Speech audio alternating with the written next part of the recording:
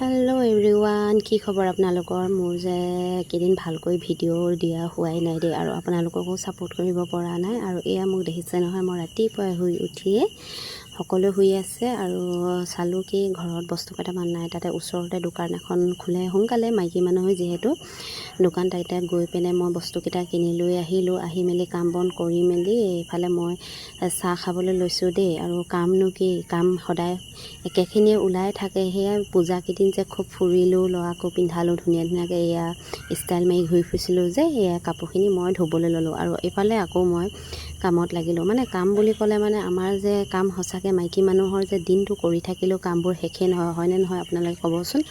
মোৰ দিনটো কাপোৰে ওলাই থাকে, ধোৱা মেলা কিবা কিবি, এই ল'ৰাই হাগিছে মুতিছে, কাপোৰ ধোৱা, এই কিবা মানে এনেকুৱাকৈ দিনটো মই কাপোৰকে ধুই থাকিব লগা হয়। আৰু এইবোৰ কাপোৰ কানি ধুই মেলি নিজেও চাফ চিকুণ হৈ মেলি দাঁত ব্ৰাছ কৰি ল'লোঁ। আৰু মই সদায় মানে ৰাতিপুৱা চাহ তাহ খাই মেলিহে মই কাম বন কৰি আজৰি হৈহে 10-11মান বজাত দাঁত ব্ৰাছ কৰা হয়।